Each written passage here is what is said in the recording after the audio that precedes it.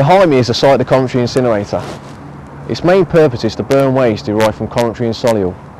If it was left to run out its commercial life, it would not be due for decommissioning until 2021. However, in order to take advantage of private finance being offered by DEFRA for this year only, Coventry have teamed together with Warwickshire and Solihull to rush through an expression of interest and potential outline business case to the government. This administrative process has already cost £1.3 million and has been done with a view to building a new so-called Super-Incinerator. Although the proposed incinerator's capacity is still yet to be confirmed, it is almost certainly going to be a lot bigger than the current incinerator's capacity of 260,000 tonnes. As the proposed incinerator will be funded with PFI money, it will lock each of the three authorities into a contractual obligation to burn their waste for the next 25 years. This is not just a disincentive to the reduction and the recycling of waste. This is a massive financial burden. If as much paper and plastic were extracted from the waste stream as possible, there wouldn't be enough left to make incineration financially viable. Now, all three authorities want to avoid sending their waste to landfill, and we agree with this. But building an incinerator is like building a landfill in the sky.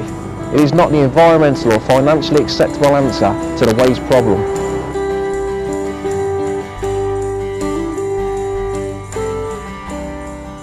It seems hard to believe that in a world which is now accepted that climate change is happening, that the three local authorities are going to stubbornly invest in a technology that burns materials that have been produced by the use of fossil fuels and emit vast quantities of climate-changing gases into the air. Simplistic claims have been made that burning waste in an incinerator can reduce greenhouse gas emissions, as the heat created from burning the waste can produce electricity and be fed into the national grid. However, unlike a purpose-built power station, an incinerator is primarily designed for burning waste, not producing electricity. 83% of the heat produced from incineration is lost before it can be converted into usable energy.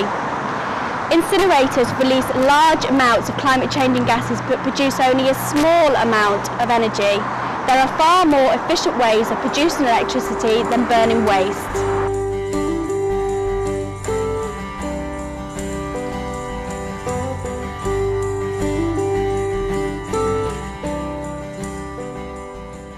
The London Road allotments are one of the possible sites that the proposed super-incinerator could be built upon. Not only could we lose this precious amenity site, but we would also experience a reduction in local air quality. Due to the increased incinerator capacity, we would also see an increase in heavy goods vehicles coming into the region. As a consequence, a rise in nitrogen dioxide levels, a known carcinogen, from exhaust emissions is likely to happen. We would also see an increase in emissions from the new incinerator's chimney. Coventry City Council will argue that the incinerator is so well monitored and that the chimney is so well filtered that the emissions coming from it are of no danger to human health. However, they will not argue that what comes from the chimney is simply just steam.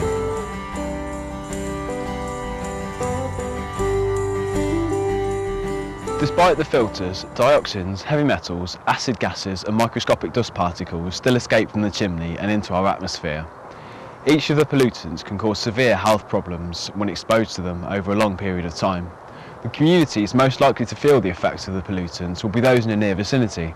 Residents of Stoke, Binley, Whitley and Charlesmore are all at risk of developing cancer, asthma and kidney disease. The City Council states that incineration will divert waste away from landfill. However, this is not strictly true. Approximately 1/3 of incinerated waste becomes ash and has to be sent to landfill sites. Incinerator ash contains heavy metals and dioxins, both of which could leak into the water table if sent to landfill sites.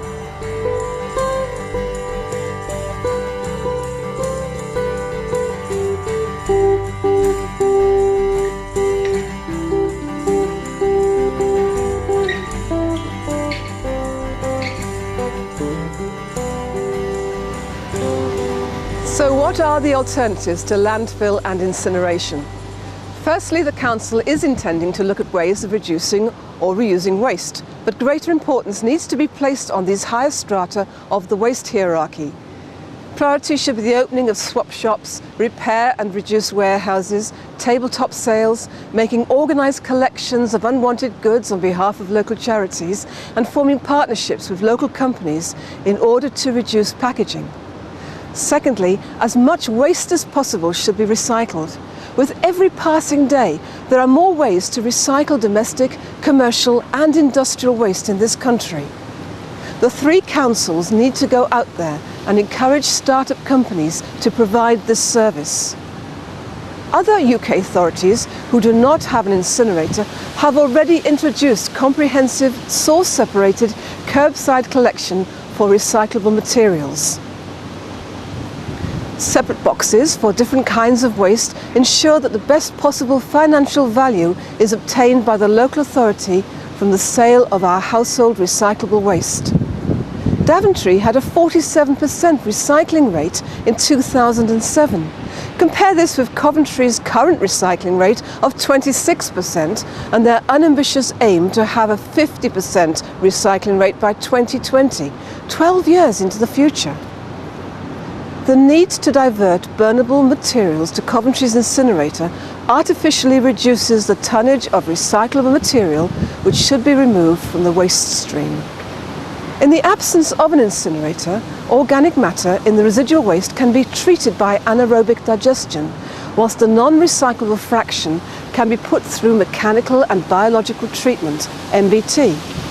The three authorities of Coventry, Solihull and Warwickshire should be taking note of Ludlow's successful anaerobic digester, which converts organic matter from household, garden and kitchen waste into energy and fertiliser without incinerating it and without releasing greenhouse gases and creating incinerator ash.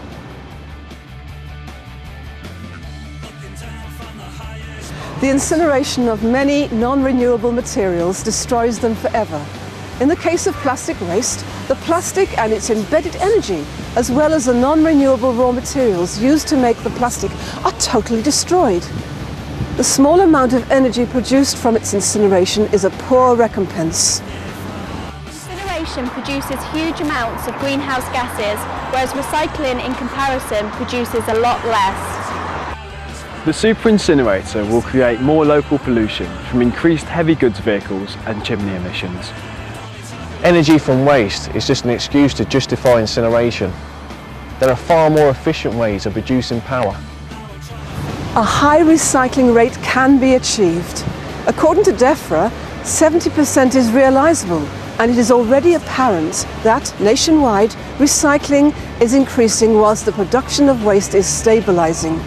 This trend negates the need to plan for a large capacity, very expensive incinerator, which would unnecessarily mortgage the citizens of Coventry, Solihull and Warwickshire for the next 40 years.